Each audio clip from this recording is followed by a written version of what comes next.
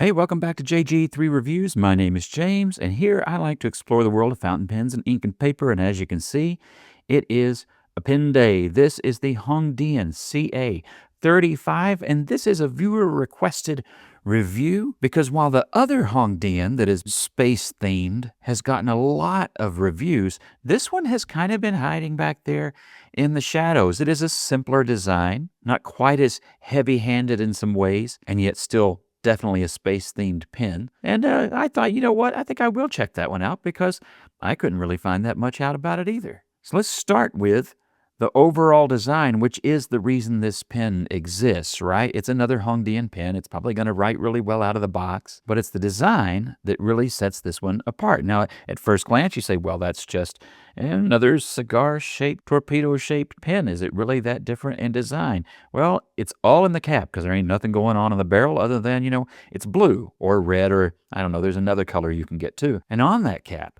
we've got quite the stellar scene going on. You've got planets and moons and stars and all of that good stuff. You can see something that looks a lot like Saturn on there.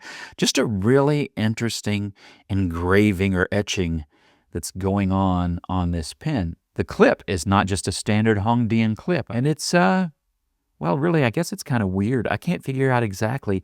I don't know what that is. You tell me. There's a star, and there's this unusual shape. Looks to me almost like a lizard head. Obviously, it's not that. It's going to still be space-themed, but, there's that whatever it is. It works well, nice and springy, but I can't say I entirely get the design, but I don't find it off-putting or anything. Up at the finial, you have something that to me was more interesting, but let me tell you, very hard to get on camera. When I was looking at Hongdian's photos of this pen, I kept looking to see, now what is that up there? My assumption is that it's a globe, and it's the northern hemisphere, but I kept looking for good pictures, and Hongdian didn't have any. Various sellers didn't have any. The one or two reviews I found of the pen didn't have any. You getting my drift here? And even if I use my close-up lens here, it still is hard to see, but it is the globe and it is the northern hemisphere. And then there is also glitter inside that polished acrylic, which I'm pretty sure represents various Chinese weather balloons and satellites all over the northern hemisphere.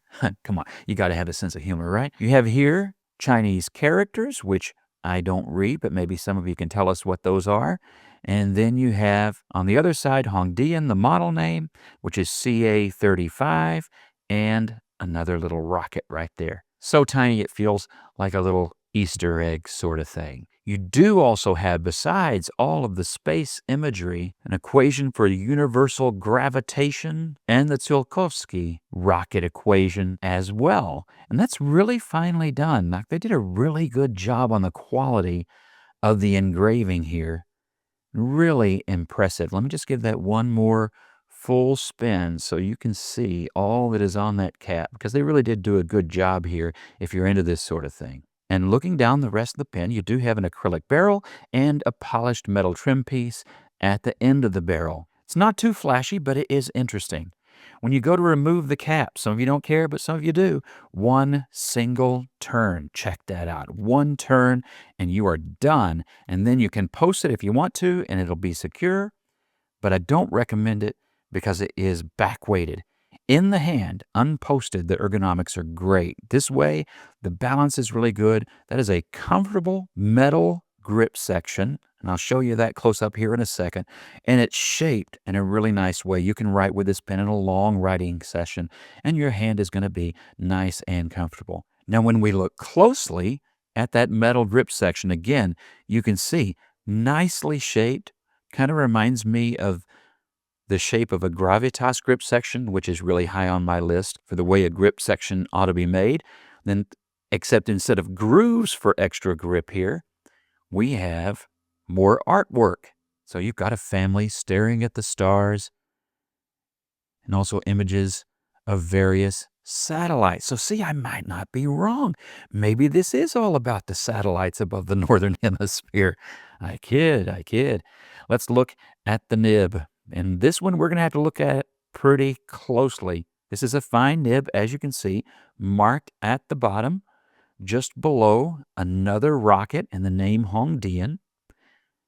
And there you have a solar system engraved around the breather hole, which I think is kind of a cool way to go about that. Very simple, but I think well done. It's pretty cool.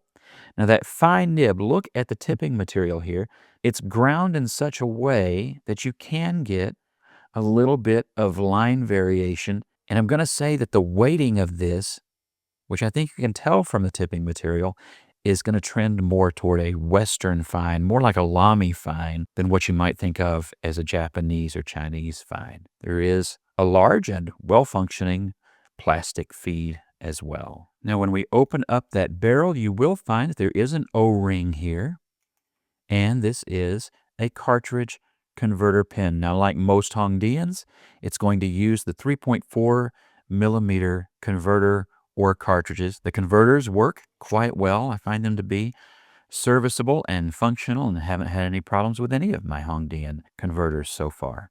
And for our size comparison, we have, of course, the CA135 by Hongdian, and then I thought I'd show you the Mahjong Moonman P136, which is very similar in size. It is slightly longer, and this is a piston pin. Obviously, with all the metal, the other pin is the heavier one, the Hongdian, but very similar in size and shape. Then we have a Lamy 2000 and a Lamy Safari. So as you can see, pretty standard sized pin. Uncapped and unposted, as you can see, very standard in size here too. And then in posted length, which again, I don't really recommend writing with this pin posted because of the back weightedness. You can see it's still right in the middle of the pack. All right, so I think the nib looks cool and the grip section looks cool and the cap looks cool, but does it write well? That's always the question. And yes, it does. You might be able to hear there's just a little bit of that pencil-like audible sound and feedback, and there is in the writing too, not in the least bit scratchy. I mean, it writes really nice. So 35. I keep wanting to call this the CA135. We got a lot of 130s and 160s and 140s and 150s. Just kind of messing with me a little bit there. And this is, woo, hello. I twitched.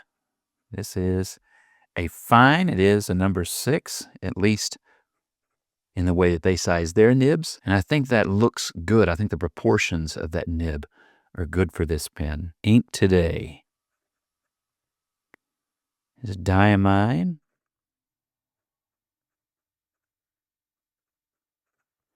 And this is, you got any guesses? Let me pause for a second. Some of you have really good eyes for guessing ink colors. It is Sargasso Sea blue. I mean, the blue part was obvious, right? They don't even bother putting that in the name. Sargasso Sea. Beautiful ink. I love it. Really nice, rich blue. Get a little sheen in the right circumstances. I think in a nice wet pen like this, you do get some of that.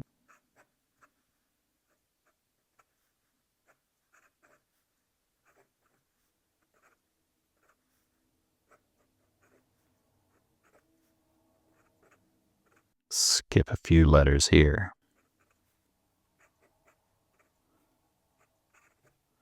Ooh, I messed up there. I twitched again. I don't know what happened there in the middle of that R. Let's do our speed test and see how it keeps up. You can see that it writes with a decent wetness and a good line. Let's try this. Ready? Here we go, real time. Good. Yeah, no problems there at all. That part was me. But yeah, all the rest, as you can see, that was me too. It writes well. And is there a sweet spot? No, not really. I can have a little bit of turn, and that's not going to be a problem. It's fairly stiff. There's a little bit of a light spring to it, but you're not getting any real difference in the line, I don't think. So, I would just count that a typical stiff steel nib. All right, so what do I think about the Hongdian CA35? Well, first, let's talk appearance. I like the engraving. I like the little globe, although very hard to show you that on camera with the setup I've got, and apparently even people with better cameras had a harder time. But I really do like it. I like the grip section and the work that they have done on that. It's all a nice cohesive theme and carrying it on to the nib as well. Very, very cool. I like that. Of course, you have the convenience of cartridge and converter, and for some people, the most people, they're going to like that. I mean, I love a piston filler pen, but I can see why they offered this pen in cartridge converter. The build is really good and solid. For the price you pay, I think you're getting a lot of pen here. And it's a pen that's interesting. I think it'd make really cool gift for somebody who's really into space themes. The style that they've used kind of makes that maybe edge a little bit to the younger for the most part, but really, really cool pen. Now, how does it write? I've actually written quite a bit with this pen, getting ready for this review, and I have thoroughly enjoyed it. That metal grip section with the acrylic barrel, like some other pens that I have, puts the center of gravity really low, which makes a pen, I think, quite comfortable to write with, as long as you don't post it. If you post it, it throws the whole thing off. But unposted, very comfortable pen to write with. I never had any issues with flow or anything like that. I just flushed it when I got it, inked it up, and it has worked flawlessly ever since. And just, I don't know, really, really great pen. So what are your thoughts on the pen, especially those of you that might have one? Has your experience been the same or different? Put all that in the comments below, and God bless you, and I'll see you in the next video.